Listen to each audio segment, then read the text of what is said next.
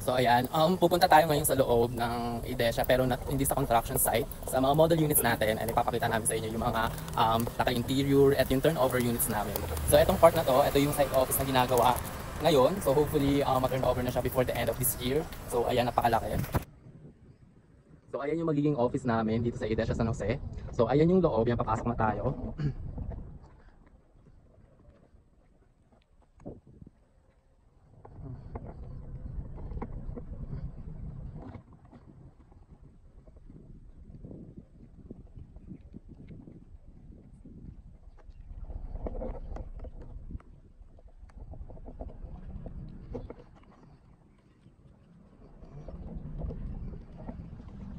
So IDESA San Jose is located along Barangay Sitio Gulod, Sapang Palay proper, San Jose del Monte, Bulacan. Is a joint venture project of PA Properties and Hanku Hanshin Properties.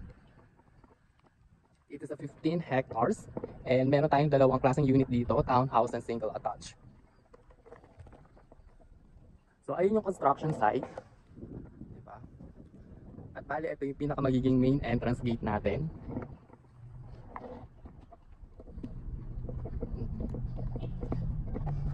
Ayan. Then ito, yung model unit natin for single attached. Minimum lot area natin is 80 square meters. Ayan. This is our Sora, single attached. A minimum lot area is 80 square meters. Floor area is 52.25 square meters. This is only a dress-up unit, so make myself clear. This is only a model unit, so hindi ito yung turnover unit niya.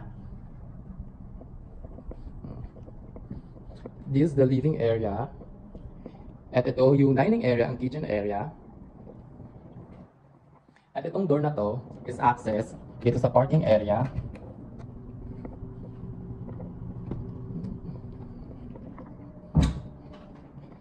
Then ito naman yung toilet and bath. Let's go upstairs. So ito yung 2-bedroom.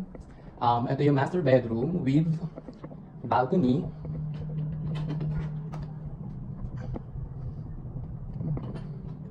Then, ito yung second room.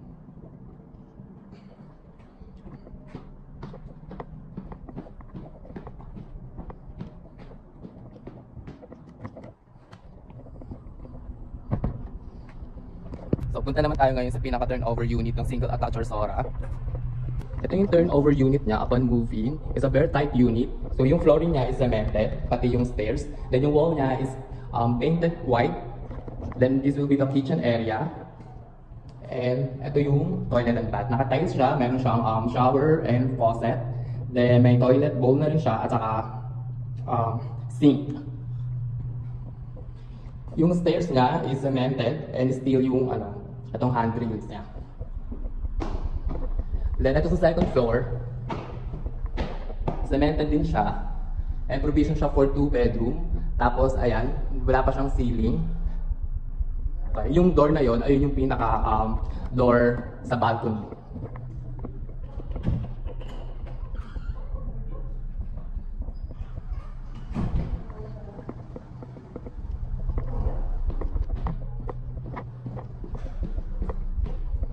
It's a 2-story townhouse unit with minimum lot area na 50 square meters and floor area na 42.25 square meters. So ito yung dress-up unit natin, pero hindi ito yung pinaka-turnover unit upon move-in.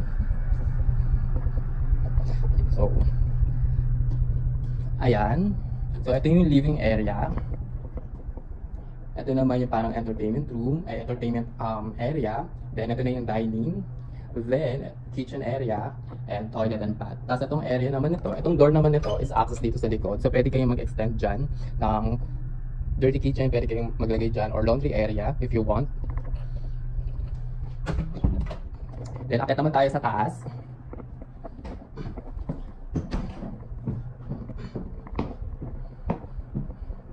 So, ito yung second room.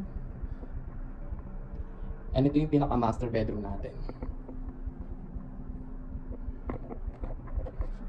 Ito naman yung pinaka-turnover unit ng townhouse. Bare type unit din siya. Ang cemented, yung flooring. Then, ayan, naka-painted, painted wall naman siya. Then, nandito yung kitchen area. Ito yung toilet and bath. Then ito yung access sa likod.